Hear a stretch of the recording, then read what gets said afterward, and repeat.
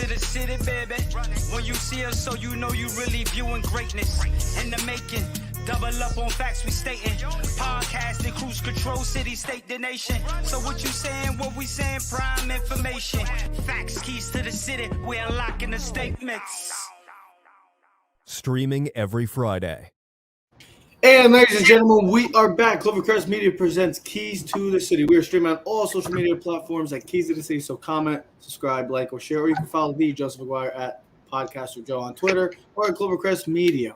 Today is always a fascinating day in the day of the NFL because, well, it also is a sad day for some, but for some it's also a tremendous day, a tremendous opportunity because of the fact that they make the team and some get cut. Today is where all 32 teams have to have their final 53-man roster. And you always see some big names that get cut, some surprises. Well, the biggest name and probably the biggest surprise came in this morning out of New England. I got a text from my boy, one of the avid followers of Keys to the City, saying, Bill making Bill moves. And I'm like, oh no, did he do what I think he did? Well, ladies and gentlemen, he did. The breaking news this morning, Cam Newton is out, and Joe's boy Mac Jones is now officially the number one starter for New England. And now we can officially say, yes, last year was a little hiccup in the road, but now the new era of New England Patriot football is officially underway. But we're also going to have, like I said, we're done with our top 10 list. So we will be doing the AFC preview, AFC East, AFC North, AFC South questions, and the AFC West, all brought to you by Ted. Great questions. We'll talk about that. And then Friday we'll do NFC. And then next week we'll have our NFL preview because we are, ladies and gentlemen, we're a week and a half away from the NFL season starting. College football already started, but the NFL season is officially underway in a week and a half. But this is the major news. Joe, I want to start with you because you're such a big Mac Jones fan. You've been a big Mac Jones fan since he started at Alabama. Tell me, you see this news. Is this the right move by the New England Patriots? And how are you feeling that Mac Jones is now the guy in Foxborough? I also saw he shot up. Vegas now has him number 2 in chances of finishing Rookie of the Year, just behind Trevor Lawrence, who, by the way, looked brilliant for Jacksonville the other night. But I'll say this. Listen, I said this the other day. It bears repeating. I think, honestly, Bill went in from day one kind of hoping this is how it would play out. I think there's more to it than that. I saw Cam's message earlier today. Don't worry about me. I'm fine. Appreciate the love and support. Obviously, he wasn't going to take a backup role because at $3.5 million, I don't know why you wouldn't keep him on the bench in case, God forbid, something should happen to Mac Jones. But again, I think Teddy might touch on that. I think there could be more to the story there. But look, Mac Jones is a really smart dude, and we've talked about that. And you look at a guy like Ryan Fitzpatrick, and the fact that he's lasted in this league as long as he has, it's because he's got a brain. It's because Ryan Fitzpatrick's a really smart dude, a Harvard guy, okay? Alabama's not exactly Harvard, but, you know, we know the kind of smarts this guy has. This guy has Tom Brady smarts. Now, if you know anything about Tom Brady in real life, his wife says he's very juvenile. It's like being married to a 15-year-old. So when I say smart quarterback, I mean Tom Brady's the kind of guy who goes in there, breaks down tape, he can look at and he knows his stuff, right? Mac Jones has that ability. I think Bill loves that. He was, you know, the way Mac handled himself, I just, again, was reading on my way over here. So many of the veterans of that team are like, dude, this kid just commands it. He walks out of the field and you hear him in the huddle and you just believe it. You're just buying what this guy's selling. You know, they call him the Joker, Mac Jones. He's a goofball. He likes to have fun, but he takes this sport very serious. He's very good. And if you look at the numbers each and every game, most importantly, Teddy, I said, if watching this guy, he looks like an NFL quarterback. I still don't know exactly where he's going to. Is he going to be great? Is he going to be pretty good? Somewhere between Goff and Stafford, maybe? I don't know. But I think this is the right move for the Patriots. And I do think this puts them a step closer to being competitive this year. So it is remarkable, Joe. Mac Jones is the starting quarterback. I told you before the show I thought this was the most shocking thing I've heard since Trey Lance went number 3 in the draft. Really, I haven't. I mean, because this was the guy that was supposed to go to San Francisco. Yeah. So it's pretty remarkable when you see the story flip. Guy falls right to number 15 to New England. So while you were talking, I was just looking up some stuff. So Jones finished the preseason with 107 snaps, easily the most among Patriots quarterbacks. Finished 36 of 52 for 389 yards, 1 touchdown, no interceptions. Now, Joe, you said something last week about Daniel Jones. Play to your smarts, right? Guy went to Duke. You assume very smart, intelligent guy. I'm not going to get into Daniel Jones, but we saw a play that was not very smart. Then when you watch Mac Jones on the field, he plays smart. He plays Brady-esque, reliable, smart, takes what's given to him, makes the right decisions. Now, this has nothing to do with Cam Newton, particularly with Mac Jones, but Trev, remember Dad used to say something about, like, if you want the job, you got to go get it. Like, if you've done what you're supposed to do, that's great. But if you really want the job, you have to do more. Yep. And I feel like Cam Newton did what he was supposed to do. Great teammate, everything he was at. But Mac Jones went above and beyond. But he over-impressed, like, and Joe said, over-impressed his teammates. I'm going to read a quote from Trent Brown, the starting left tackle. I'm going to make sure I get it correctly right. Jones, I think he can be special. To be so young, I think he makes some throws that are not a lot of young guys can make. That speaks volume. A lot of veteran guys have taken respect to him. Joe, you said his nickname Joker. His also nickname is Mac and Cheese. Mac and Cheese, that's what Cam gave him. So Joe and Bill Belichick is stirring the pot. What I'll say to this is, I think this was a bigger decision. This wasn't just so about Mac Jones. Joe, you said he was guaranteed. So here's the real thing. Newton was guaranteed $3.5 million. So he made $3.5 million. If he would have earned up to $5.1 million if he was healthy and on the roster as a backup. So Patriots save another $2.5 million. Here's the other thing. If he played throughout the season based on his stats and if the team made the playoffs, he could have made up to $13.6 million. Now, I don't think this decision was really based on money. I think this was on a bigger thing, more of a social issue, something that's going on with this country. Now, it's something I don't want to really get into because we like to talk about sports, but he's unvaccinated. This is the second time he's had an issue with COVID. Last year, he got COVID. This year, he was on the COVID protocol, and we saw some issues. We know Bill doesn't like to play those games. He's not on a seesaw. You're either on the boat or you're left on the island. I think the Patriots look at this as a bigger thing and goes, how can we have our starting quarterback not vaccinated and have to worry about week in and week out if he's going to be an issue with this team? I know that sounds petty and sounds really stupid and childish, but the NFL has already made their point. We want you vaccinated. And if you're not, we're going to make it as difficult as possible for you to play football. And I think that might be one of the issues going forward. I think if he was vaccinated, I think he still would be on this team. I know that sounds petty. I know that sounds stupid. It honestly doesn't. Bigger picture. Trevor, I don't remember if it was on this show or if I talked about this on John about the G-Men, but it was on John about the G-Men because Isaiah Groves was talking out of his butt. And we got into a fight about COVID, and I said, look, this is a leadership thing with Cam. My quarterback's got to get vaccinated. He's the most important guy in the room. Everybody else in the room is there to make sure this guy can go out there and do his job. And you follow the one thing you got to do is get a quarterback. I mean, this whole thing is shocking. I thought it was shocking. I'm super surprised by this, but I don't think you're wrong, Ted. And Bill Belichick's a weird dude. So you never know what's going on in his mind. You never know how or what you did to get in the doghouse. And sometimes there's no way to get out of his doghouse. And I think that could partially be the case here with Cam, who, again, was trying to seize an opportunity to show leadership, to take on a team like that. And there was a lot of excuses about last season, and he had COVID last year, acting like a fool.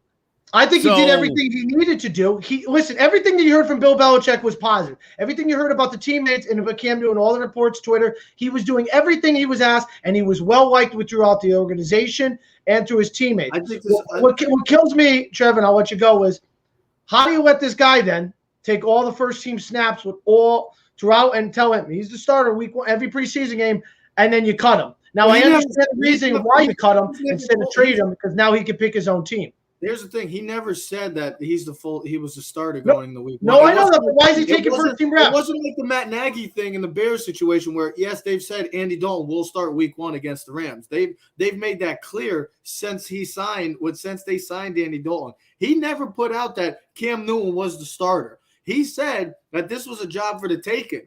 And when Cam went down last week with this whole misunderstanding of COVID, this was the opportunity for Mac Jones to step in, and he delivered. He came in, he played well joint practice against the Giants. He looked good in practice. He looked good during the game. This is what Bill Belichick wants. It's Bill being Bill. He doesn't care if he's a rookie. He's going to throw the rookie in and see if this guy is worth it. Because I think seeing that whole factor of seeing Brady still holding that trophy pisses him off to no end. He'll never admit it, but just seeing Brady win another Super Bowl and him missing the playoffs, they need to get a replica of Brady, and this is the perfect guy to do it. And it's Bill being Bill. It's Bill making bold moves, and that's why Bill Belichick is the GOAT and the greatest of all time. And that's why guys like Matt Nagy and Ryan Pace their asses are on the line, because they want to play around and say, yeah, Andy Dalton's a starter. Put the best guy in. Mac Jones fits the Patriots system. He's the right guy for this job. You have a great running game. You have a great offensive line. You have a great defense, even though you're going to lose your best player. Stephon Gilmore's out until week 7 on the PUP list. So that's a big loss for this defense. But they have all the right ingredients to compete for an AFC East title. And that's how we're going to branch off of this. They make the big move. Cam Newton is out, breaking news. Mac Jones is going to be starting week 1 against his former teammate, Tua Tagovailoa, in the Miami Dolphins. So that should be interesting. But let's branch off into this and get to the AFC East. As we're talking our AFC preview today, no predictions, no records. It's just a quick question on what we're going to talk about, the biggest question from each division. Then we'll do NFC next Friday, or whatever works best for us. And then next week we'll do our preview show. So beware of the sleeping giant. These are all questions from Ted Keys. Also, he's a Ted's Eats guy, but he also comes up with some fascinating questions, Ted. I won't say good. I'll come up with a better word for you, Ted. I'll say fascinating for you. But here, I like that, bro. Did you read the dictionary this morning? No, it's just I'm feeling a little good today. I'm feeling good because football is just one step closer to football. So what do we mean by beware of sleeping giant? Because the Buffalo Bills, they're at the top. They're at the top. Hold on. They're at the top. I'll explain the reason why I had this question. I know. I'm gonna lead into it for you, buddy. All right. Listen to a professional. I've been doing it a couple times in my life. Okay? So the Buffalo Bills are already the cream of the crop. We put them in the top 4 teams in the NFL. So they're one of the favorites. Well, this division just got a whole lot more interesting. So what do we mean by the beware of the sleeping giant? We're not talking about the Jets. We're talking about the Dolphins with their maybe rumors of Deshaun Watson, or we talk about the New England Patriots, Ted. Now, let's remember, when I made these questions, they were last night before we knew anything about Cam Newton and the New England Patriots. That's the thing. I was talking to David Sims at the gym the other day, just before when I was there, and I go, beware the New England Patriots, everyone. Beware. Remember, 2001? Had Drew Bledsoe, veteran quarterback, got hurt like week 4. Mo Lewis knocked Drew Bledsoe out, some guy from Michigan who was gangly, fat, slobbish. He comes in, played quarterback, and then all of a sudden he leads them to the Super Bowl. And they stick with Tom Brady, even though Drew Bledsoe came back. And I thought about this last night. And the reason why I came up with this question is everyone's so high on the Bills. I get it. One of the 3 or 4, maybe 5 best quarterbacks, talent-wise, in the league. They still got no running game. They got a good defense. They got a great coach. Beware of the Patriots winning this division, folks. Get ready for it, because it's probably going to happen. The Patriots are probably going to win this division, and it's going to happen just like 2001.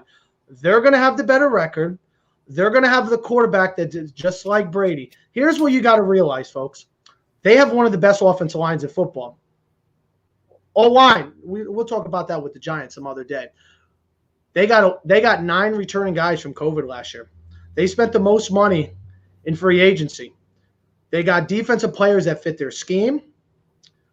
They have personnel guys that are back, healthy, and ready to go. And I think Belichick and McDaniels are motivated monsters.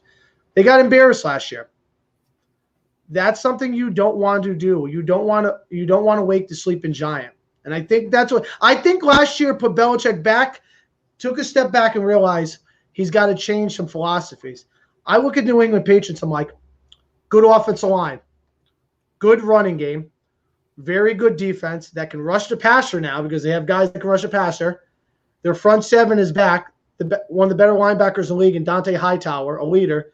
Now, I know Stephon Gilmore is out, but they still have a very good secondary. And Belichick, Maddox. And I look at that division going, well, they could take care of Miami, especially if Tua is the quarterback. The Jets, they should win both. If they split with the Patriots, and now think about this. Patriots should have beat Bills last year in Buffalo if Cam doesn't fumble the ball. That's the reason why I came up with this question because I said Mac Jones could do everything that Tom Brady can do. Let's run the football. Let's play great defense, and let's not make a mistake. And all I'm going to ask you to do is about 3 or 4 times a game, make that big throw. And I know Mac Jones will because he has shown it in college, and he's shown it so far in the preseason. And he has the confidence and respect of his teammates to do so.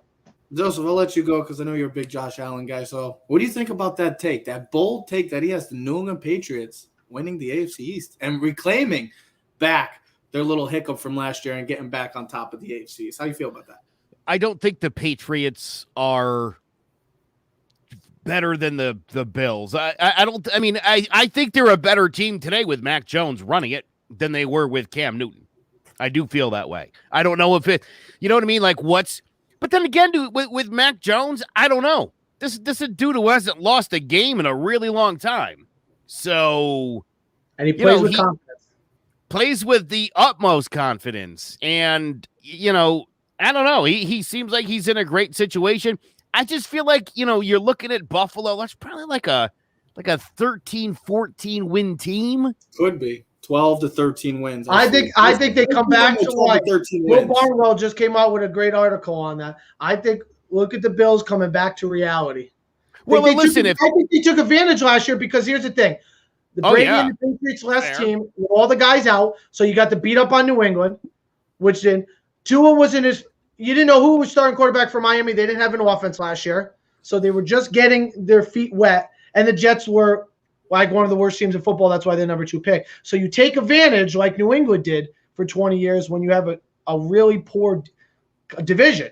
They took advantage for 20 years having the worst division. Don't you think like, everybody thinks it was like almost like a fluke. You almost want to maybe – I don't want to use that word. I use it lightly because the Bills had an incredible season last year, but – the Bills are looking at this like, okay, the Patriots they're back. We got to keep the pedal to the metal because with Belichick still there and all this team coming back, this team is right on their tails. And even the Dolphins are in the same situation. They're right on the tails of the Bills. So I agree with you, Joe. I can see them as a 12 to 13 win. They're that talented, and I just see Josh Allen as the best quarterback in this division.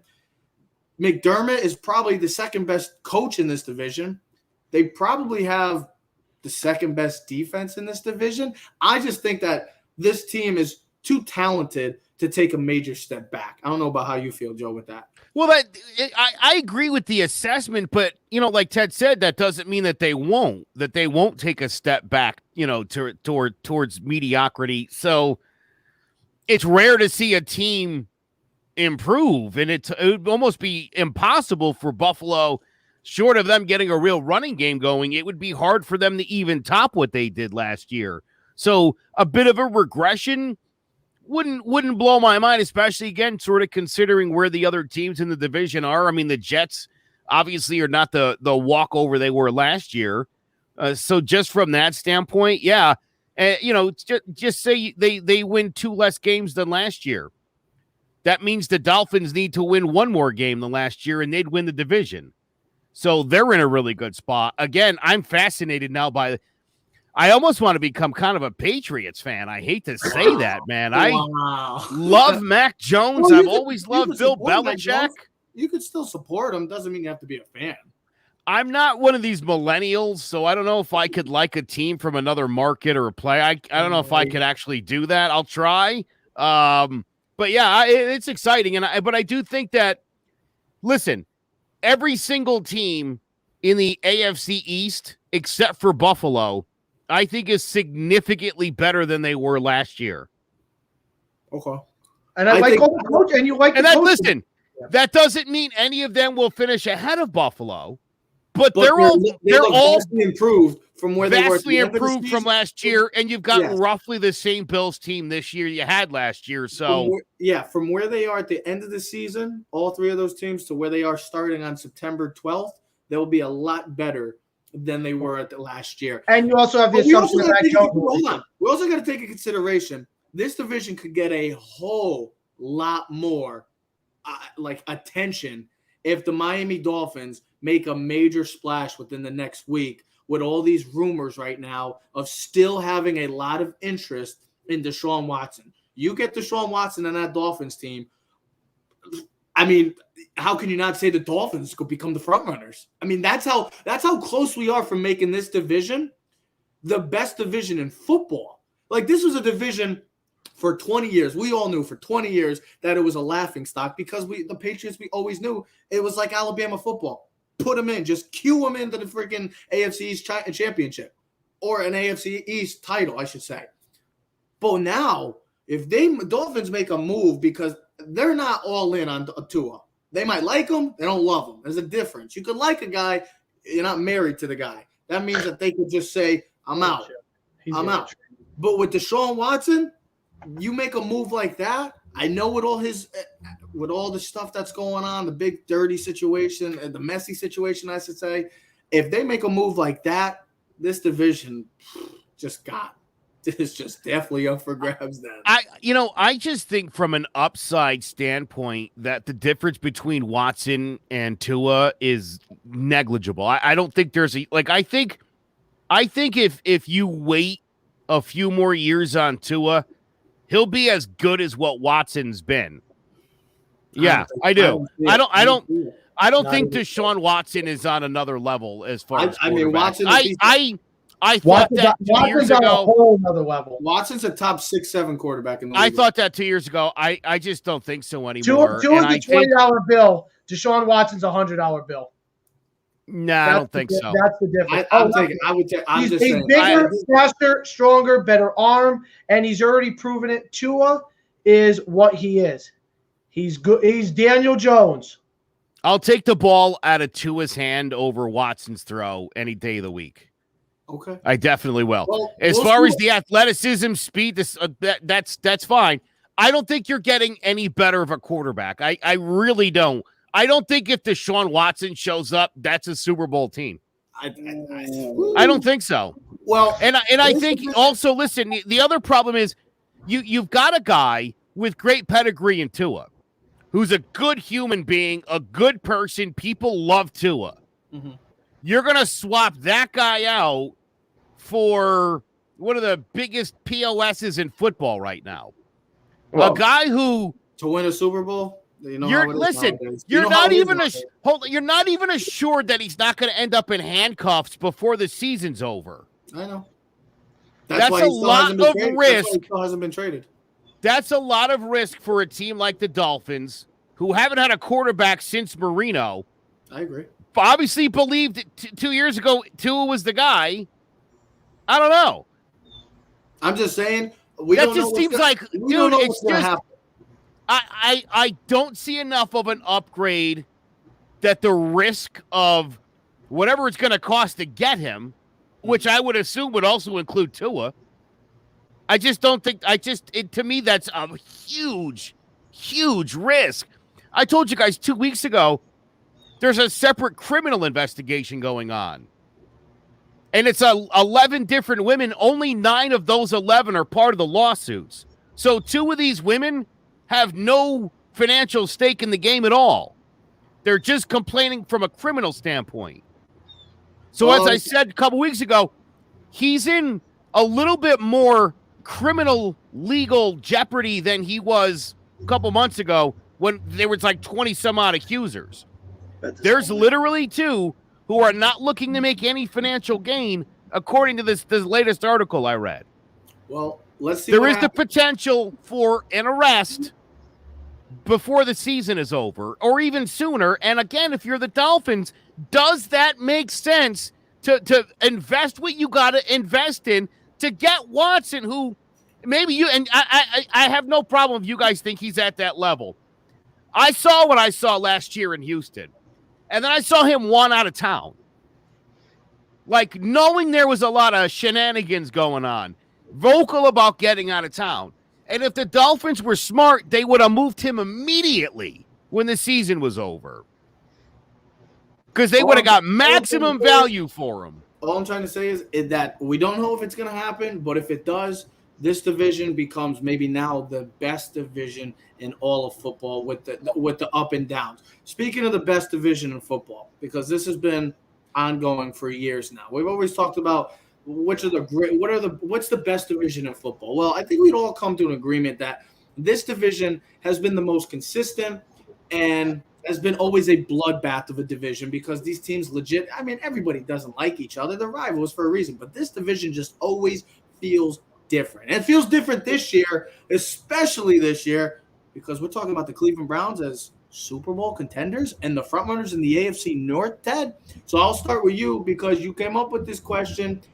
Is it now or never for the Browns, Ted? How do you feel about this, knowing that the Steelers are still there and you still have the Ravens? Yes, just lost J.K. Dobbins, a huge loss to that offense, but still have those 3 teams. I'm not going to put the Bengals. They're still in rebuild mode, but there's always been those 2 specifically until the Browns decided to join the gang.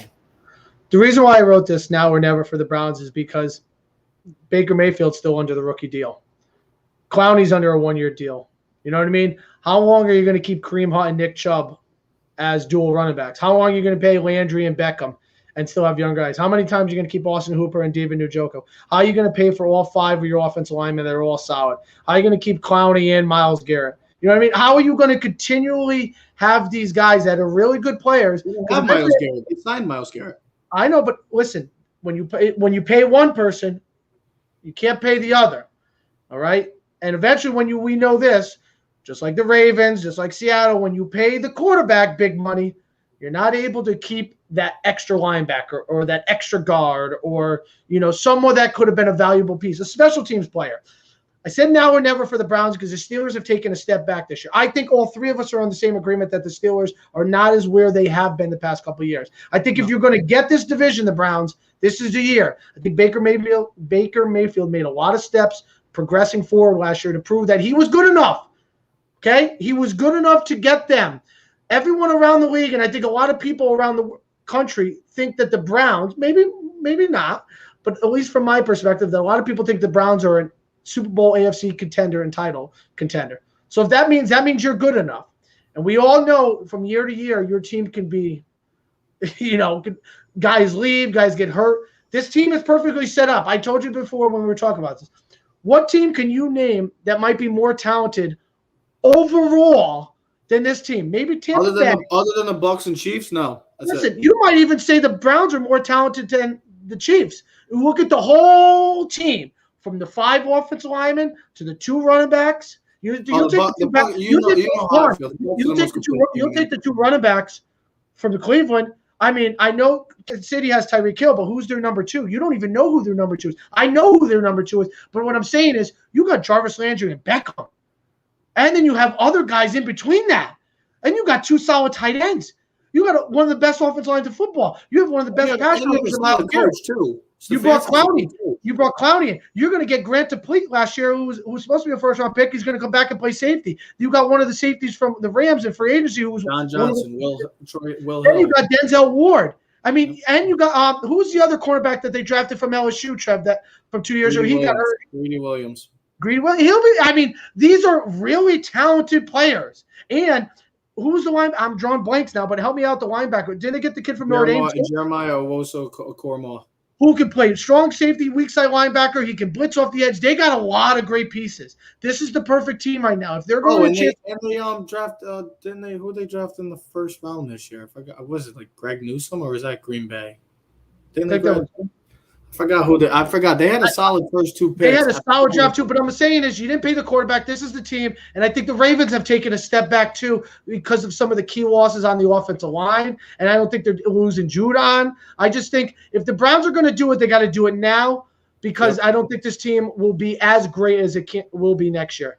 Joe, and you got to take advantages. You just don't know when your opportunity comes, and this is their opportunity. How do you feel, agree with you, Ted. I think some of all parts. I think if you look position by position, you could argue the Browns are the most talented team in the league. It's at least up for debate. So I certainly agree with that. And you're right. I mean, again, when you got to pay one guy, and we've seen it with the Giants over and over again, that means somebody's got to go, and that's probably your starting guard, in Zeitler. So, this is it for the Browns here. Before Mayfield's going to get paid, obviously, he's really going to have to show them. I thought he did a really great job last year. I didn't expect it. I honestly thought he was going to fall flat in his face, but and again, I've said this before, where I think Baker is the right quarterback for the Browns. Yes, he fit. I said this back in the day when we were doing it in the CSB studio, saying he just fits the Cleveland mold. I felt like Darnold was a better fit with the Jets at the time because he just had more. He came from LA. Baker fits that more blue chip, collar chip on their shoulder type attitude, and it was a perfect fit with Cleveland. And listen, before you guys go on, don't you think though, if they trying to use a better word, if they just play poorly, right, and they have a disappointing season and they don't pan out the way they have, right, it's a big disappointment. It's going to be the never, because it's not going to happen because this Browns team won't be a stack. So that's why I said now. It'll just be Cleveland. You'll just be like, well, it's Cleveland. It's the Cleveland Browns. You expect it. If it's going to happen, it's got to happen now. It's got to happen now. Do you realize the Browns, with the exception of a couple of seasons in the mid-'80s where they ended up getting outplayed by Denver, it's been about 60 years since Cleveland's had a good football team. Mm-hmm. Well, I mean, you take out those couple of Bernie Kosar teams. Yeah, other than those, yeah, exactly. Otherwise, you got to go back to Jim Brown in the 50s if you want to talk about good Cleveland football. So, this is a huge moment for the Browns, and I really do think. Obviously, look, they haven't extended Baker. I haven't heard anything about it happening, so he's going to have to earn it with another great year. The problem is, what if he regresses? Is this team looking for a quarterback next year? Yeah. So it'll be interesting, but this they have to put into play. Ideally, Joe, think about this is the right time for Cleveland. Ideally, this is a win. If they could do it now, all their problems would be solved. Joe, and think about what you just said. If Baker regresses and he doesn't pan out, then you got to blow it break up, the whole puzzle apart, and that means you're going back to square one. Yeah. I mean, here's the thing. This team is, other than the Bucs, I would say, I would agree with you. I think they're the most complete team. Yes, they did actually draft Greg Newsome third, actually, in the first round. And so they hit on the draft. They hit in free agency. They got big pieces. They added to the defense. They had a lot of needs in that secondary. What do? They go get John Johnson from the Rams. They go get Will Hill from the Rams. They signed Clowney to a cheap deal. That's going to be a dynamic duo with him and Myles Garrett. If he could stay on the field, you already have one of the best offensive lines in all of football. You've got a great duo in the backfield with Kareem Hunt, who could be a starter in maybe 30 other teams, with the exception of a few. And then you got the receiving core, who's been dynamite. If Beckham could stay healthy, I know that, they were better without Beckham, but we'll see how that plans out. And then Baker, you got a great coaching staff as well. Kevin Stefanski has really changed the narrative of the Cleveland Browns, and they're really going in the right direction. I would agree, Ted. The Bengals are in a rebuild mode. The Steelers, I don't see them competing for an AFC North title. You still got Big Ben. He's going to play out his final ride, I would say. And then with Baltimore, I really want to say Baltimore, but with the loss of J.K. Dobbins, that's going to be huge for not just the passing game, but the running game especially too, because now they lost their center. They lost their tackle. Gus Edwards becomes your legitimate number one, but this team is just way too complete in all of football, maybe the most complete team in the AFC, to not be maybe on the final weekend on NFC East, or not the NFC, AFC title game. They should be in that weekend. They should be in championship weekend. That's where I expect the Cleveland Browns to be this year. They have all the right pieces, and now it's just, well, Cleveland, are you going to be the Cleveland Browns? Are you going to be like someone else that we haven't seen in, like Joe just said, 60 years and get to an AFC title game? Or hell, maybe even better, a Super Bowl. We'll have to see. It starts off with a bang against the reigning champs of the AFC, the Kansas City Chiefs. I can't wait for that. That's going to be a true test of where we're going to see these Cleveland Brown team. We're going to see how great they are right off the bat, and that's why I'm excited for that game. That's probably one of the most watched. Will be one of the most watched games of the entire because I believe Andy Reid and Mahomes are undefeated in September. We'll have to see. We'll have to see. But I don't think they've lost a game in September. Well, we'll have to see. That team is the most complete team right now, maybe in all of the AFC. Well, the team that maybe has the most bad luck of the entire NFL season right now is in the AFC South currently. Whether it's through injuries or whether it's through COVID-related issues, there is a lot happening in the AFC South for the wrong reasons. Also, the Tennessee Titans are dealing with another COVID battle. But this question is very simple. Because this is a two-team race. Because Jacksonville is in rebuild mode. Houston has just been a complete a mess for the past couple of years. This comes down to the Tennessee Titans and the Indianapolis Colts. So, Ted, I'll let you go off of it because this is pretty much – it comes down to this. Well, here's before I go, I'll ask both of you. Do you think I'm correct in the way I phrase this statement, Wentz or bust? Do you understand why I put it? Yes. Okay. 100%. Because the reason why I said I'll give you an explanation quick and I'll let Joe go. So the reason why I say that is because they just made the playoffs with Phillip Rivers, a quarterback that was at the end of his time. They got a guy that you feel, Carson Wentz, that we feel can still make plays and he's still young. He has the ability to make this team into a Super Bowl caliber team. We've seen the highs of Carson Wentz. We've also seen the lows of Carson Wentz. He needed a new change of scenery. This is a perfect situation for him. A great offensive line, a great running game. Doesn't have the greatest receiving core. That's fine. Didn't have it in Philadelphia either. You have a great defense, a great coaching staff, who, when you had your best season, was your offensive coordinator, Frank Wright. So this comes down to, and you traded a lot for him. So this comes down to, man, bro, I'm going to call you bro because you were the number 2 pick. If you don't pan out here, your career will always be known as a backup. That's because that's where Carson Wentz is going to be. It's either going to be at the highs or you're going to be just a backup in this league. Joe? Yeah, I feel like Carson Wentz is actually going to defy the odds here, and I suspect play at an MVP caliber level.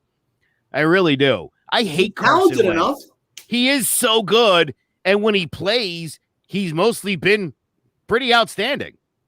I think going to a team like Indianapolis, and I think he has COVID now, or didn't he just have COVID? Yep. Joe, he has it again. He's on the COVID protocol because he's unvaccinated. Oh, another idiot, dude. You know, I mean, again, you would think that a guy who lost his job, right? Lost his job as a number 1 pick after the team won a Super Bowl, right? I mean, dude, that kid, everything in the world, like whatever, Nick Foles, you knew the deal. Like, all right, Foles won it. Joe, they just put 4 new guys on COVID yesterday. Their center, their receiver, and another player that I can't. I'm drawing a blanket. Trevor just literally the center to the quarterback, and he throws it to the receiver, and somehow somebody had it on their hands, and they all got it. And Trevor was telling me, which I didn't realize. I knew Minnesota was, but Trevor said Indianapolis is another team that's below the mark. They are one of the. I think Minnesota and Indianapolis are one of the leagues. Because Quentin Nelson's just getting back from COVID too, who is the All-Pro guard. So they've had a lot of issues. And the reason why I wrote this, and I know you were saying, Joe, and you were on the right track, was if Carson Wentz plays to the ability that you were projecting and talking about, they should win this division easily. And you're like, easily? Yes, because they are the better overall team in that division. They're just as well. Hold on. They're just as well coached as Vrabel. Don't you agree? The Tennessee Titans just as well coached. Colts are with Frank Wright. Yeah. I would say that the Colts have a better offensive line than the Titans. I think Jonathan Taylor is just as good as Derrick Henry can be. Listen, Derrick Henry's a beast, but Jonathan Taylor. How do you feel about that comment? Listen, Derrick Henry's a beast, but look at Jonathan Taylor's numbers the last 6 games of the season last year. I know. He wasn't the most productive running back, and he brings a little bit more speed, okay? I also look at the defense. The Colts' defense is much better than I believe the Titans. They have an all-pro defensive tackle in DeForest Buckner. They have an all-pro middle linebacker in Darius Leonard, and they have some really good key pieces in the secondary. I believe that if Carson Wentz plays like the guy that they traded for, they should win the division. Maybe not easily, but they should win it with the little ease. They should be 11 and 12 wins where the Titans will be at 9, 10, 11. They could win it by a game or two. Because Carson Wentz, I truly believe that if he plays to the ability that we all want to see him play, he's a better quarterback than Ryan Tannehill. But the problem is, can he stay healthy? And will he live up to that expectation? And if he doesn't, he's a bust, just like you said, Trev. And I believe, just like Cam Newton, they will both be out of the league. I mean, yeah. Because that's how quick you could be out of the league. I would still take Tennessee just because I would say Tannehill is a better quarterback than Carson Wentz, even when Carson Wentz is 100% in play. I mean, Tannehill's been playing. Carson Wentz was going to be an MVP. When was Tannehill going to be an MVP? Dude, Tannehill's been playing. I know. You're right.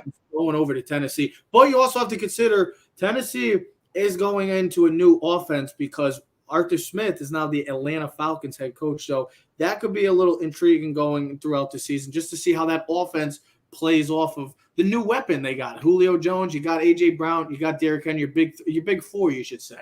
They have the offense that could score 30 points against anybody. They have that good of offense. It's their defense. It's like Dallas. Their defense is just made some moves in the offseason, drafted Caleb Farley in the draft, but it's still not good enough. Janoris Jenkins, they added some secondary pieces. It's still not good enough. This division, it's a two-team race. It's either going to come down to the Colts or Titans. My prediction right now would be the Titans. That's how I feel. I don't know how you feel, but I think it's Wentz or bust. Well, we'll discuss our predictions. We'll discuss our predictions next week. If Wentz plays at an MVP level, the Colts should win this division. But I'll say one last thing. Oh, Joe, all I was going to say was and similar to what Trev and we were talking about, I don't know if it was another team, either Cam Newton or another thing, but if Wentz doesn't pan out for the Colts, where is he going then? Because it didn't work in Philly. And he went to the offensive coordinator that he wanted to go to with a great offensive line and a good running game. What team is now looking at Carson Wentz? He's going to be looking at a backup job for the rest of his career because we know how the league goes. We're already like, hey, do you know about the next two quarterbacks coming in the draft next year? You know what I mean? Like, see you later. Like, you're going to be Andy Dalton. That's where Carson Wentz is going. He will be Andy Dalton if it doesn't work out for the Colts, fighting for his position. Joe, finish up this division?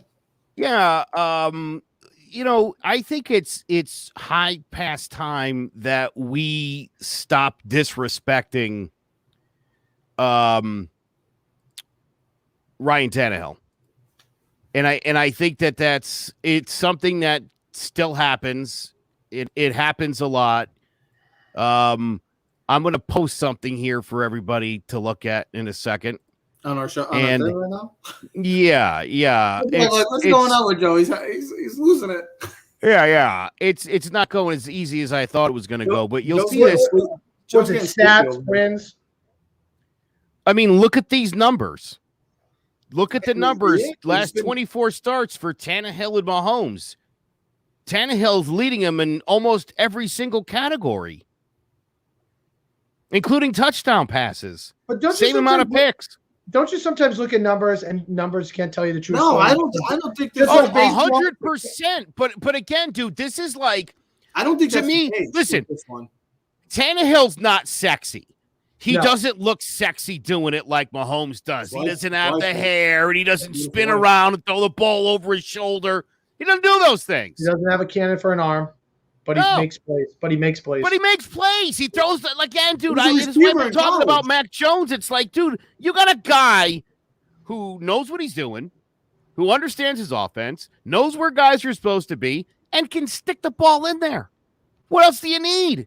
Right here. The problem and the difference between these two guys really comes down to it's all Mahomes and KC. It all centers around Mahomes. In Tennessee, it's all around the big D train. Yep. Oh, by the way, again, last 24 starts, so that's all of the last year and a half, basically.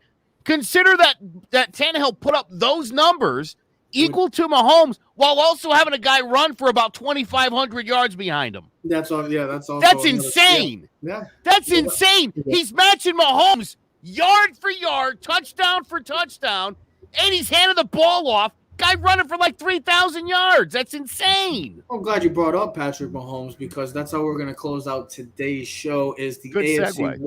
It's a good, absolutely, very good. And it's good to have some stats. Yes, Tannehill has been lights out. He's been impressive. He can say the least. They needed a change of scenery, just like maybe Carson Wentz needed. Ryan Tannehill needed it. He was a former first-round pick. Needed a change of scenery. Went to Tennessee, and he has flourished. Maybe Carson Wentz will have the same thing. But losing Arthur Smith, we'll see how that pans out for the Tennessee Titans offense. And I'm glad you brought up Patrick Mahomes because no, we're not going to talk about the Chiefs because that's just too easy. That's been the basics since Patrick Mahomes has taken over as the Kansas City Chiefs quarterback. No, we're going to talk about the team that, to some, could be the dark horse of the NFL this year and could be a surprise team, maybe that could dethrone the Chiefs, and it's in their own division because it's from the Justin McGuire's favorite player in the NFL currently. What can Herbert do for you? Well, what does Herbert do for you? I wish you'd have said, what can Herbert do for you? Yeah, well, that's what happens when I write the sentences. They come out like I talk. Mismatch. Yeah, because he's a Stu Nods. The way I look at this is Oakland Raiders will be the worst team in the division. The Broncos, their defense is going to be really good. I just don't think Teddy Bridgewater is good enough to take them to where they need to be. I thought Drew Lock was going to be their guy. They'll be looking for a quarterback soon, too. So that leads the Chargers and the Chiefs. We don't need to talk about the Chiefs. I think all three of us have the same expectation that the Chiefs are going to win this division and probably be the number one seed in the AFC. More likely than not. So here comes the question. What can Herbert do for you? We used to argue with Joe a lot last year about this, especially the first couple weeks. I think we still do. But I'm going to use Joe's phrase. Stop losing games then. Yeah. If you're that good, make sure your team wins games. Find a way to win, okay? Now, I know it's a team game. It's three parts of the game. Special teams, defense, and offense. He can only control one part of it, but you can dominate it, all right? The reason why I say this, too, is if you look at the last couple years, quarterbacks going into their second year have won MVP. Mahomes' second year in the NFL won the MVP. Lamar Jackson's second year in the league, MVP. And then last year's MVP was Aaron Rodgers, but he had a stellar season. Kyler Murray was on that trajectory. But we've seen quarterbacks in their second full year take giant leaps forward, especially in the last 5 years. We've seen quarterbacks take giant leaps. If the way I project Justin Herbert, and I think Trev does, he should lead this Chargers team to a playoff berth. Because I'm going to use Joe's words again. He's sexy. He's tall. He's big. He's fast. He's got a cannon for an arm. He might be more talented than Mahomes overall. Bigger, stronger, faster. And I don't think his arm is any steps below Mahomes. So we're going to get Joey Bosa back. We're going to get Derwin James back. We're going to get Austin Eckler back. It's now your team. It's your team. There's no Tyrod Taylor. This is your show. We also got Corey Linsley, the center, Pro Bowl center from the Packers. We drafted Rashawn Slater. We made our offensive line better for you. There should be no excuses no more. This team, as we've talked about years and years in the past, is always very talented. Mm-hmm. What can you do for me? And can Herbert be the guy that leads his Chargers team to the playoffs and maybe win an MVP? Joe, branch off of it. I'll let you go because I know you love Herbert. Yeah, look, I mean, I'm still not crazy about the guy. There's something. The numbers were there. He played great. You love Mac Jones, but you can't come over to the Herbert side. Yeah, I want to. It's look again. I don't. I mean, people are acting like it's something personal. I watched a lot. You know what he loves? He loves the Tannehill guy. He doesn't like the sexy guys. He doesn't like the GQ guys. He doesn't like the guys that are star. He likes to find the guys that are like fat cigars, sitting in the background, barely can walk, run a 5 flat. The guys that are 6'5", 4'4" with cannon arms, like, I don't like that guy. Too easy. It's too easy for this kid. But you know what? You're exactly right, Teddy. Listen, if Justin Herbert's good, He's going to win games this year. They're going to make the postseason. If he does that, I'll jump on Team Herbert. He gets off to a 7-1, 7-2 start. I'll watch all the games like I always do. If it's coming at me and I'm like, yeah, I really there was just something about this guy where I'm like, every week I watch and I'm just something didn't sit right with me. I don't know what it is, but and clearly I was wrong. Listen, clearly I'm wrong. I'm not going to say I wasn't. You know, I get he finished with one of the better rookie seasons of all time, quarterback wise. So you can't argue with the results. Yeah, that's what Joe is. That's what Joe is. You have to understand, number 7's other arm is literally coming up the backside. He popped the ball loose. I was doing all I could. Look at my fingers. If you zoom in on my fingers, you'll see I'm squeezing that football with my right hand like nobody's business because I could feel it starting to pop out. And by the way, I did not fumble on the play.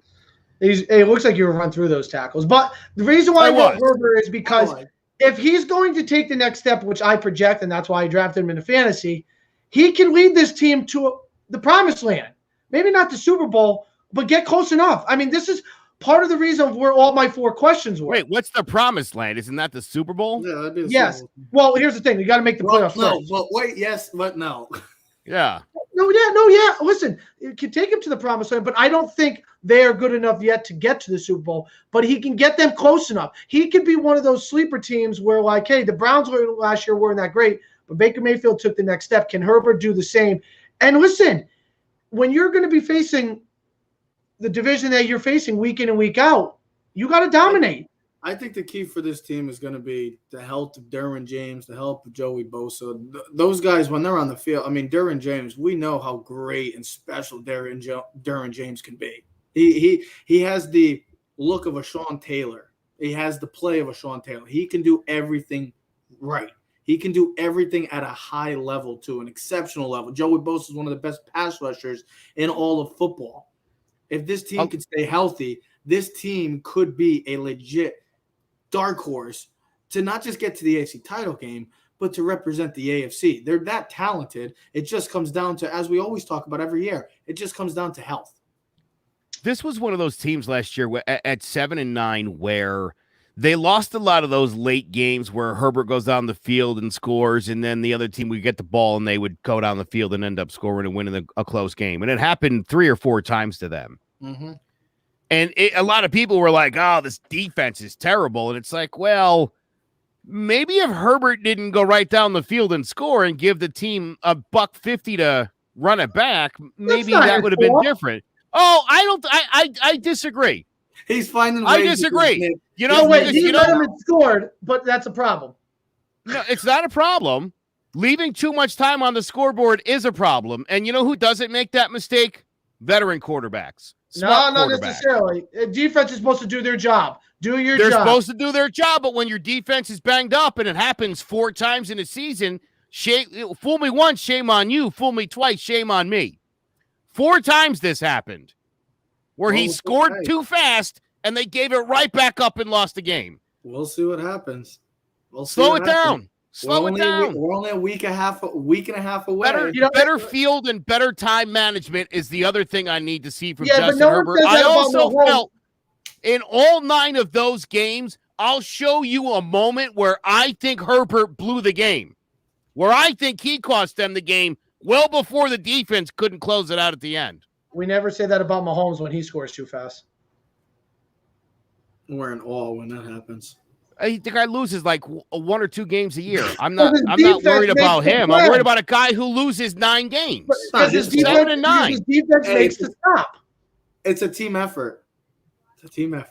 It is a team effort, but I also expect more from my quarterback. The same thing can't keep happening.